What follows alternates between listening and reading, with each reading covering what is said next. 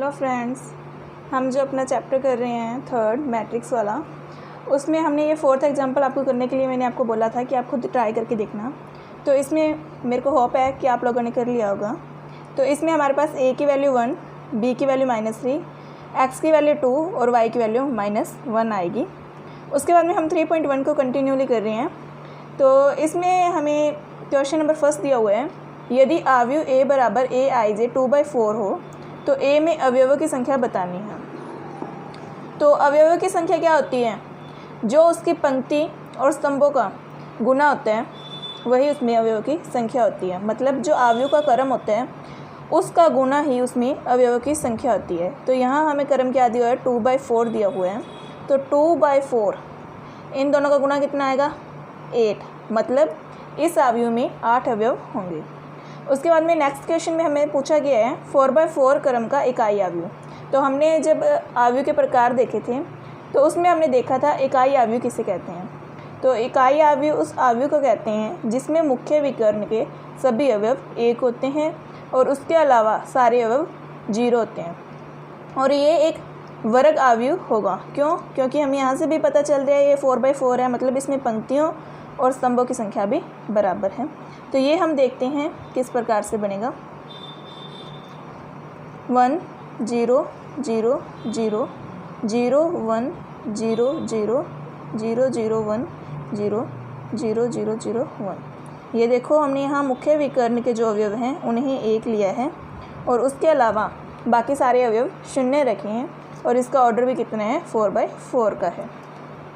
उसके बाद में ये थर्ड क्वेश्चन है हमारे पास। इसमें हमें a की वैल्यू पूछी गई है। तो सबसे पहले हम a देखते हैं कहाँ है। तो ये हमें पता चल रहा है कि ये समान अवयव है, मतलब इनका ऑर्डर भी समान होगा और समान दूरी पर जो अवयव है मतलब a11 = a11 होगा, a12 = a12 होगा। तो हम a की वैल्यू देखने के लिए सबसे पहले a देखते हैं। तो a हमारे पास यहाँ है। यदि हम इसे इसके बराबर कर रहे हैं तो हमारे पास k आ रहा है। तो लेकिन हमें a की वैल्यू चाहिए। तो सबसे पहले हम इसी इक्वेशन को देखते हैं, k+4 = a। लेकिन हमें k की वैल्यू फाइंड करने के लिए और जगह पे भी k दिया हुआ है यहाँ। तो ये किसके बराबर होगा? ये -4 के इक्वल होगा। तो k - 6 = -4, k = -4 + 6 = 2। उसके बाद में हम जो k की वैल्यू 2 आई है उसे हम यहाँ रखते हैं। 2 + 4 = a। तो a हमारे पास कितना आया? 6 आ गया। उसके बाद में नेक्स्ट क्वेश्चन है हमारे पास 6 अवयवों वाले अवयव के संभावित क्रम। तो क्रम क्या होता है? पंक्तियों और स्तंभों की संख्या का गुणा। तो यहाँ हम देखते हैं किस प्रकार से हम कितनी पंक्तियाँ लें और कितने स्तंभ लें ताकि उसके अंदर अवयव 6 आएँ। तो सबसे पहले हम देखते हैं कि यदि हम पंक्ति 1 लें तो स्तंभ कितने लेंगे? 6, ताकि इसमें अवयव भी 6 हो जाए। उसके बाद में यदि हम एक स्तंभ लें तो 1, तो पंक्तियाँ कितनी लेंगे? 6। उसके अलावा हम देखते हैं कि 6 किसका गुना आता है? 2 × 3 6 या 3 × 2 6। तो मतलब 2/3 का या 3/2 का।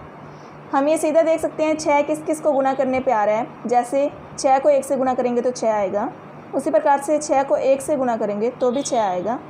तो ये अलग अलग होंगे 1/6 और 6/1। उसी प्रकार से 2/3 और 3/2। उसके बाद में ये नेक्स्ट क्वेश्चन है हमारे पास। इसमें हमें 2/2 क्रम का अवयव a = aij है, जिसके ये हमें अवयव दिए हुए हैं। इसका फर्स्ट पार्ट है aij = 2i - j / 3i + j। Second part है इसका i + 2j की होल स्क्वायर / 2i। और थर्ड पार्ट है aij = 2i - 3j। तो इसमें से मैं आपको फर्स्ट पार्ट करवा रही हूँ, ये वाले दोनों आप ट्राई करके देखना। तो अब हम ये क्वेश्चन देख रहे हैं। इसमें हमें ये जो मतलब अवयव दिया हुआ है इसमें हम i की वैल्यू, अब हमें ये क्वेश्चन में बताया गया कि क्रम कितने हैं? 2/2 का है। तो मतलब i की जगह पहले हम 1 रखेंगे और j की वैल्यू बदलेंगे 1 और 2 रखेंगे।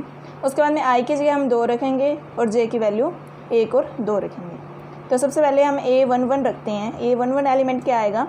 2 - 1 / 3 + 1 कितना आया? 1/4। तो इसी प्रकार से यदि हम इसके बाकी एलिमेंट्स को सॉल्व करेंगे तो इसके आंसर्स आएंगे 0, 3/7 और 1/4। तो इसे हम यदि मैट्रिक्स के रूप में लिखेंगे तो क्या आएगा? यहाँ a11 1/4, A12 0, A21 3/7, A22 1/4।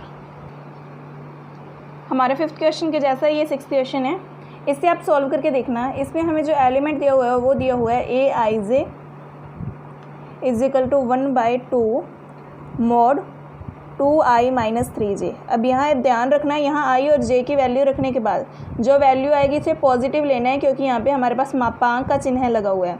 तो आप इस क्वेश्चन पे थोड़ा फोकस करना कि ये किस प्रकार से हो रहा है, क्योंकि इसी टाइप का एक क्वेश्चन हमारे पास 2016 में आया था। तो आज ये जो आपको तीनों क्वेश्चन बताए हैं ये आप करके देखना। यदि आपको कोई भी डाउट हो तो आप कमेंट बॉक्स में कमेंट कर देना। क्वेश्चन की तो ये हमारे पास क्वेश्चन है, यदि a + b और 2 7 ab - 3 4 इक्वल है 6 2 7 8 - 3 4। तो इसमें हमें a और b की वैल्यू फाइंड करनी है। तो ये क्वेश्चन भी थोड़ा इंपॉर्टेंट है। इस टाइप का क्वेश्चन हमारे पास 2019 में एग्ज़ाम में आया था। तो इस क्वेश्चन को सॉल्व करने के लिए हमें ये समान आवेदन दिए हुए हैं। तो यहाँ से हम 2 इक्वेशंस बना रहे हैं। a + b = 6 आ जाएगा, उसके अलावा ab = 8 आएगा। तो यहाँ से हम a या b की वैल्यू फाइंड कर रहे हैं। तो जैसे हमने मान लिया कि a की वैल्यू फाइंड की तो 6, इधर ये b प्लस का है तो इधर जाएगा तो माइनस का। उसके बाद में हमने जो ये a की वैल्यू निकाली है इसे हम यहाँ इस इक्वेशन में रखते हैं। 6 - b मल्टीप्लाई में b है इज,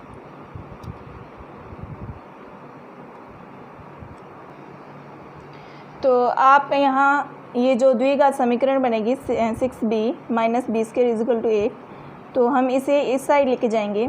तो b² - 6b + 8 = 0। तो आप द्विघात समीकरण को सॉल्व करना तो जानते ही होंगे। तो इसी प्रकार से इसे सॉल्व किया गया है कि इसका मल्टीप्लाई प्लस का 8 और जो इसका सम आना चाहिए वो माइनस का 6 आना चाहिए। तो इसके फैक्टर्स -4 और -2 होंगे।